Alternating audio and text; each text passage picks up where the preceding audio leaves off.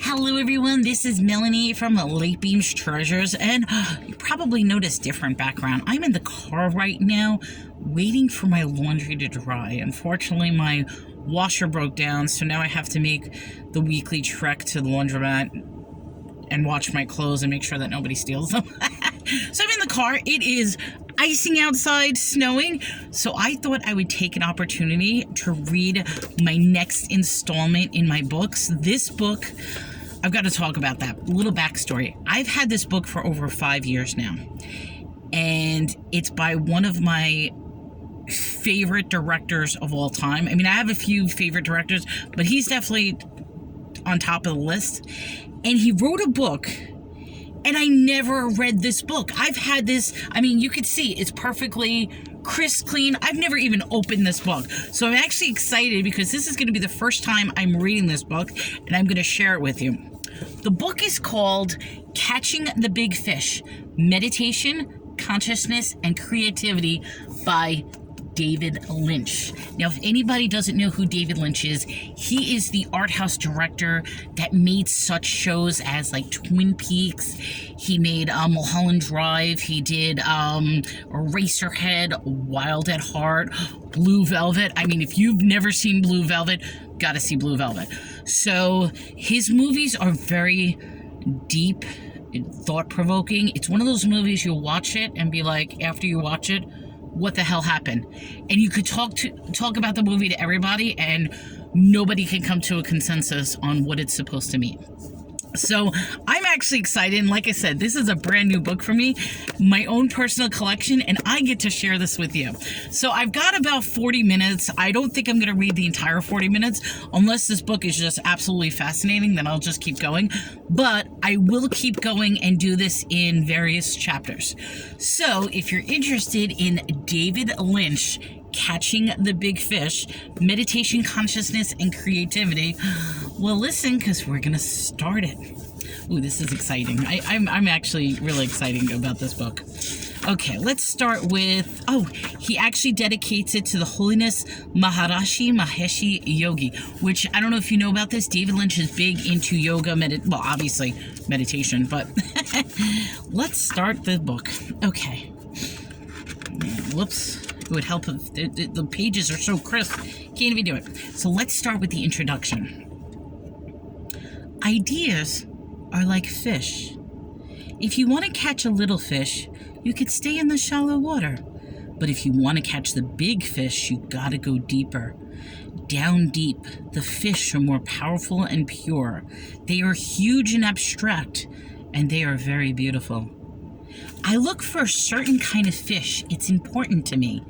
One that can translate to cinema. But there are all kinds of fish swimming down there. There are fishes for business, fish for sport. There is a fish for everything. Everything, anything, that is a thing. It comes up from the deepest level. Modern physics calls the level the unified field. The more of your consciousness, your awareness is expanded. The deeper you go to the source, and the bigger the fish you can catch. My 33-year practice in Transcendental Meditation program has been central to my work in film and painting and all areas of my life. For me, it has been the best way to dive deeper in search of that big fish. In this book, I want to share some of those experiences with you. That was the introduction. I just want to make a quick aside before I start reading again. I remember he actually did because he mentioned about painting, he actually did an art piece, which I believe he called, I want to say either Meat or Death or something like that. I forgot what it was, but the concept of it was he took canvases and spread all kinds of meat and guts and stuff on the canvas so that all the maggots would come and start eating away. And that's what his artwork was like rotting meat with maggots. And the art world went crazy about it. But I remember that. But anyway, let me go on. Chapter 1, The First Dive. He whose happiness is within, whose contentment is within, whose light is all within, that yogi, being one with Brahman, attains internal freedom in divine consciousness. Bhagavad Gita. When I first heard about meditation, I had zero interest in it. I wasn't even curious. It sounded like a waste of time. What got me interested, though, was the phrase, "true happiness lies within." At first, I thought it sounded kind of mean because it doesn't tell you where the within is or how to get there. But it still had that ring of truth. And I began to think that maybe meditation was a way to go within. I looked into meditation and I asked some questions, started contemplating different forms. At that moment, my sister called and she had been doing transcendental meditation for about 6 months. There was something in her voice, a change, a quality of happiness, and I thought, that's what I want. So in July of 1973, I went to the TM Center in Los Angeles and met an instructor, and I liked her. She looked like Doris Day, and she taught me this technique. She gave me a mantra, which is a sound vibrational thought. You don't meditate on the meaning of it, but it's a very specific sound vibration thought. She took me into a little room to have my first meditation. I sat down, I closed my eyes, started this mantra, and it was as if an elevator and cable had been cut. Boom! I fell into bliss, pure bliss, and I was just in there. Then the teacher said, "It's time to come out. It's been 20 minutes. And I said, "It's already been 20 minutes? She said, "Shh," because other people were meditating. It seemed so familiar, but so new and powerful. And that, I said, was the word unique. It should be reserved for this experience. It takes you to an ocean of pure consciousness, pure knowingness, but it's familiar. It's you. And right away, a sense of happiness emerges. Not a goofball happiness, but a thick beauty. I've never missed a meditation in 36 years. I meditate once in the morning and again in the afternoon, and about 20 minutes each time. Then I go about the business of my day, and I find that the joy of doing it increases. Intuition increases. The pleasure of life grows, and the negativity recedes. I think I'm going to enjoy this book. I really do. Okay. Chapter 2. Suffocating. The Rubber Clown Suit. It would be easier to roll up the entire sky into a small cloth than it would be to attain true happiness without knowing thyself. Upanishads. When I started meditating, I was filled with anxieties and fears. I felt a sense of depression and anger. I took out this anger on my first wife. After I'd been meditating for about 2 weeks, she came to me and said, "What's going on?" I was quiet for a moment, but I finally said, "What do you mean?" And she said, "This anger, where did it all go?" And I haven't even realized that it had been lifted. I call that depression and anger the suffocating rubber clown suit of negativity. It's suffocating, and the rubber stinks. But once you start meditating and diving within, the clown suit starts to dissolve. You finally realize how putrid the stink was when it starts to go. And then it dissolves. You have freedom. Anger and depression and sorrow are beautiful things in a story, but they're like poison to a filmmaker or artist. They're like a vice grip on creativity. If you're in that grip, you can hardly get out of bed, much less experience the flow and creativity of ideas. You must have to clarify to create. You have to be able to catch ideas. Starting out. I started out just as a regular person growing up in Northwest. My father was a research scientist for the Department of Agriculture studying trees. So I was in the woods a lot, and the woods for the child are magical. I lived in what people called small towns. My world is what would be considered about a city block, maybe 2 blocks. Everything occurred in that space. All the dreaming, all my friends existed in that small world. But it seemed so huge and magical. There were plenty of times available to dream and be with friends.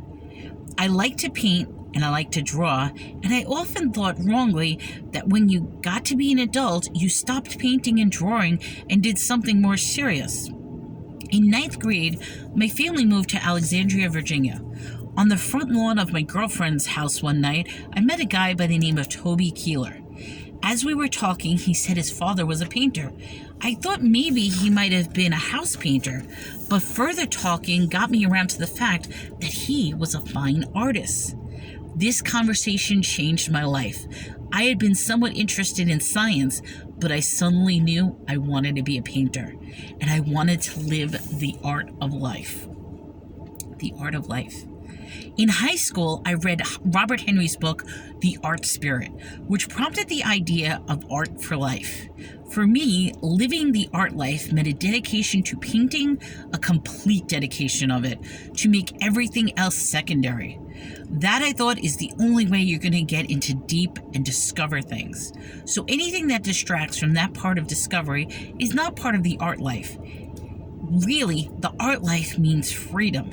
And it seems, I think, a hair selfish. But it doesn't have to be selfish. It means that you need time. Russell Keeler, my father of my friend Toby, always had this expression. If you want to get 1 hour of good painting in, you have to have 4 hours of uninterrupted time. And that's basically true. You don't just start painting. You have to sit for a while and get some kind of mental idea in order to make the right moves.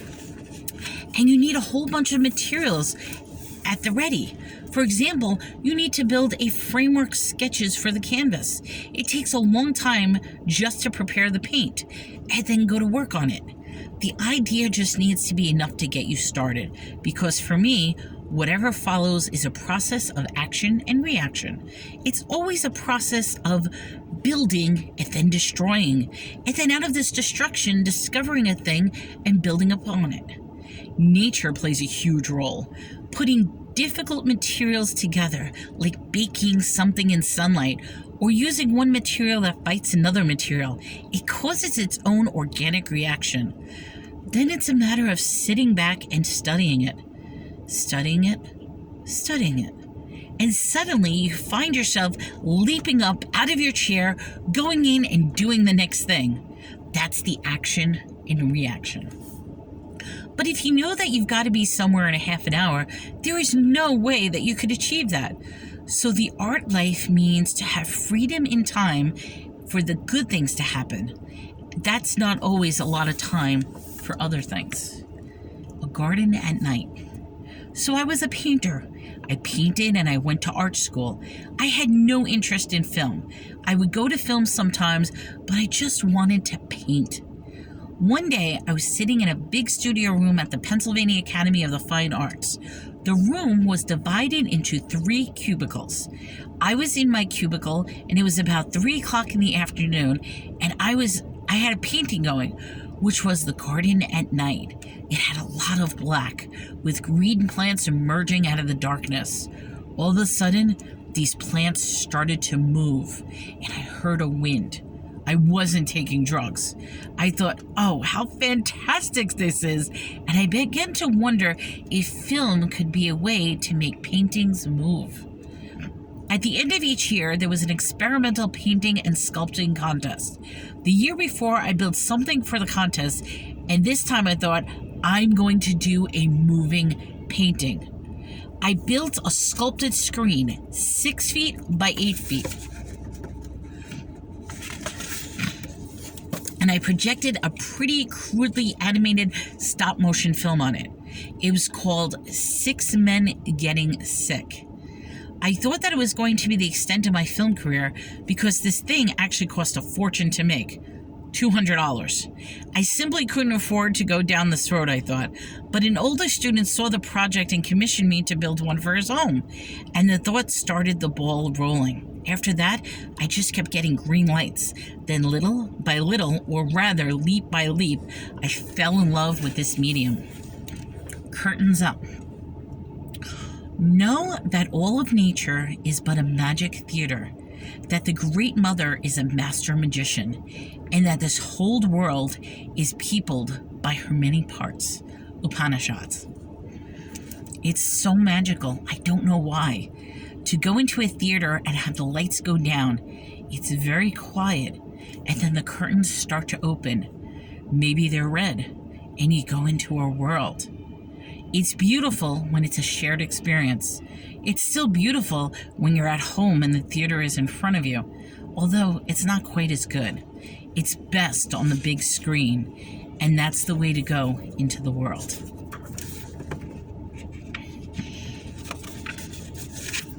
Cinema. Cinema is a language. It can say things, big, abstract things, and I love that about it. I'm not always good with words. Some people are poets and have a beautiful way of saying things with words, but cinema is its own language, and with it, you can say so many things because you've got time and sequences. You've got dialogue, you've got music, you've got sound effects. You have so many tools, and so you can express a feeling and thought that can't be conveyed by any other way. It's a magical medium. For me, it's so beautiful to think about these pictures and sounds flowing together in time and in sequence, making something that can be done only through cinema. It's not just words or music, it's the whole range of elements coming together and making something that didn't exist before. It's telling stories, it's devising a world and experience that people cannot have unless they see it on film.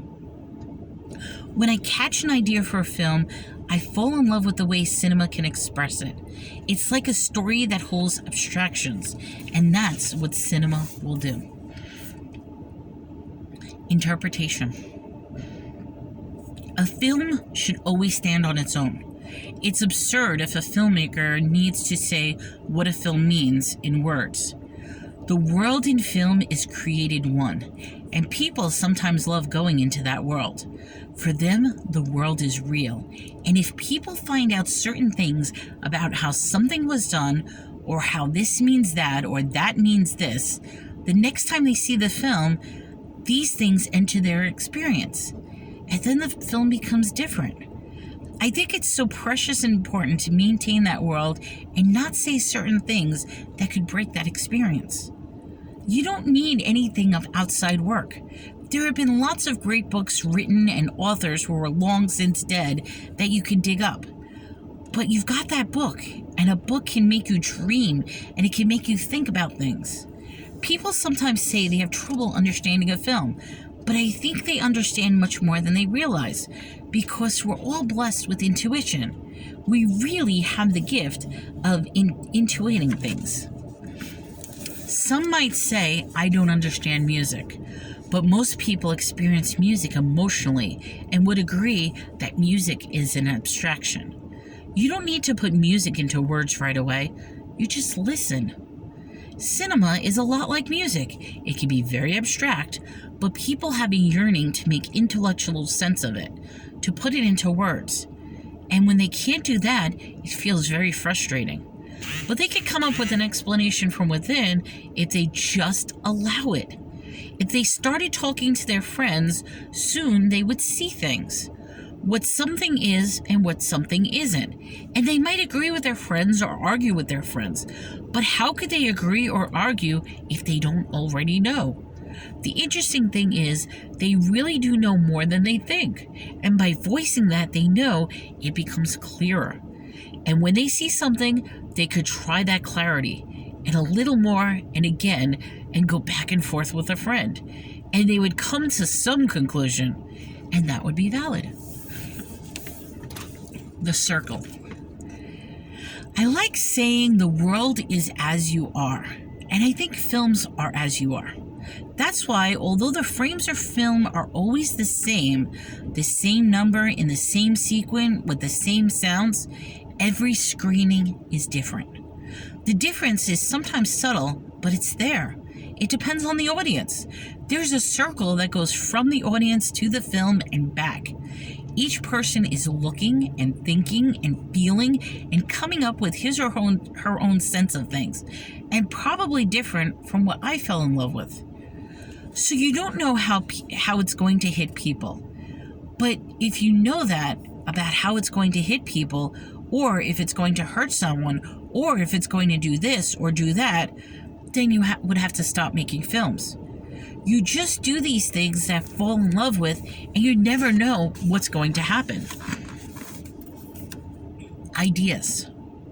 An idea is a thought. It's a thought that holds more than you think. It does when you receive it. But in the first moment, there's a spark. It's a comic strip. If someone gets an idea, the light bulb goes on. It happens in an instant, just as in life. It would be great if the entire film came all at once, but it comes for me in fragments. The first fragment is like the Rosetta Stone. It's one piece of a puzzle that indicates the rest. It's a hopeful puzzle piece.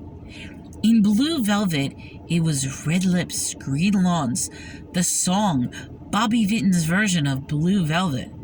The next thing, there was an ear lying in the field, and that was it. You fell in love with the first idea, that tiny little piece, and once you got it, the rest will come. Desire. Desire for an idea is like bait. When you're fishing, you have to have patience. You bait with your hook, and then you wait. The desire is the bait that pulls the fish in. Those ideas. That beautiful thing is when you catch one fish that you love, even if it's a little fish, a fragment of an idea, that fish will draw other fish, and they'll hook you into it. Then you're on your way. Soon there'll be more and more fragments, and the whole thing emerges. But it starts with desire.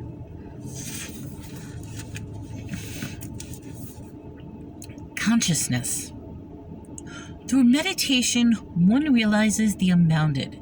That which is unbound is happy. There is no happiness in small. Upanishads. Little fish swim on the surface, but the big ones swim down below. If you can expand the container you're fishing in, your consciousness, you can catch bigger fish. Here's how it works. Inside every human being, there is an ocean of pure, vibrant consciousness. When you transcend in transcendental meditation, you dive down into that ocean of pure consciousness. You splash into it, and it's bliss. You can vibrate with that bliss. Experiencing pure consciousness enlivens, it expands, it starts to unfold and grow. If you have a golf ball-sized consciousness, when you read a book, you'll have a golf ball-sized understanding. But when you look out the window, a golf ball-sized awareness. When you wake up in the morning, a golf ball-sized wakefulness. And as you go about your day, a golf ball-sized inner happiness. But if you can expand that consciousness, make it grow, then when you read that book, you'll have more understanding. When you look out, more awareness. When you wake up, more wakefulness. And then you go about your day, more inner happiness. You can catch ideas at a deeper level, and creativity really falls. It makes more life a fantastic game. Translating the idea. To me, every project is an experiment. How do you translate this idea? How do you translate it so it goes from an idea to a film or to a chair? You got this idea, and you can see it, hear it, feel it, know it. Now, let's say you start cutting a piece of wood, and it's just not exactly right. That makes you think more. So you can take off from that. You're now acting and reacting. So it's kind of an experiment to get all to feel correct. When you meditate, that flow increases. Action and reaction go faster. You'll get an idea here and you'll go there and then there. It's an improvisational dance. You'll just zip along and then you'll be banging on all 8 cylinders. And it's not a pretend thing. It's not a feel-good program where they'll say, stop and smell the roses and your life will get better. It comes from within. It has to start from deep within and grow, grow, grow. Then things will really change. So transcend experience the self, the pure consciousness, and watch what happens. Los Angeles. I came to Los Angeles from Philadelphia, where I have lived for 5 years attending art school. Philadelphia is known as the city of brotherly love, but when I was there, it was a hellhole. There wasn't a lot of love of that city. I arrived in LA at night, so it wasn't until the next morning when I stepped out of my small apartment on St. Vincent Boulevard that I saw this light. It thrilled my soul. I felt lucky to live with the light. I love Los Angeles. I love a lot of people that go there, and they just see a huge sprawl of sameness. But when you're there for a while, you realize that each section has its own mood. The golden age of cinema is still alive there. It's the smell of jasmine at night and the beautiful weather. And the light is inspiring and energizing. Even with the smog, there's something about the light that's not harsh, but it's bright and smooth. It fills me with a feeling that all possibilities are available. I don't know why. It's different from the light in other places. The light in Philadelphia, even in the summer, it's not nearly as bright. It's a light that everybody brought to LA to make films early in the days. It's still such a beautiful place. Eraserhead. Eraserhead is my most spiritual movie. No one understands when I say that, but it is. Eraserhead was growing in a certain way, and I didn't know what it meant. I was looking for the keys to unlock what these sequences were. Of course, I understood some of it, but I didn't know the thing that pulled it all together, and it was a struggle. So I got out my Bible and I started reading. And one day I read a sentence, and I closed the Bible because that was it. That was it. And then I saw the thing as a whole, and it fulfilled this vision for me 100%. I don't think I will ever say what that sentence was. The pace of life. 50 years ago, people were saying everything is speeding up. 20 years ago, they were still saying everything is speeding up. It always seems that way, and it seems even so more now. It's crazy. When you watch a lot of TV and read a lot of magazines, it seems like the whole world is passing by. When I was making Eraserhead, which took 5 years to complete, I thought I was dead. I thought the world would be so different before it was over. I told myself, here I am, locked in this thing. I can't finish it. The world is leaving me behind. I had to stop, listen to music, and I never watched TV anyway. I didn't want to hear the stories about what was going on, because hearing these things, I felt like I was dying. At one time, I actually thought of a building of small figures of the character Henry, maybe 8 inches tall, and constructing a small set out of cardboard, and just stop motioning him through and finishing it.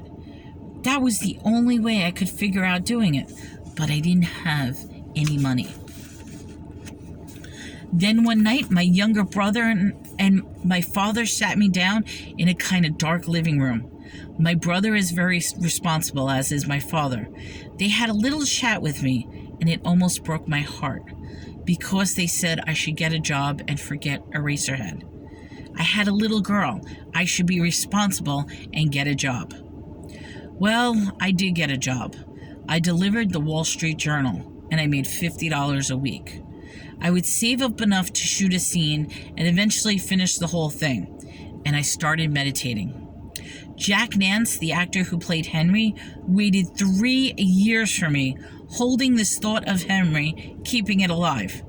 There was a scene in which Jack's character is on one side of the door, and it wasn't until a year and a half later that we filmed him coming through the other side of the door. I wondered, how could this happen? How could you let it hang so long? But Jack waited and held the character. There is an expression, keep your eye on the donut and not the hole.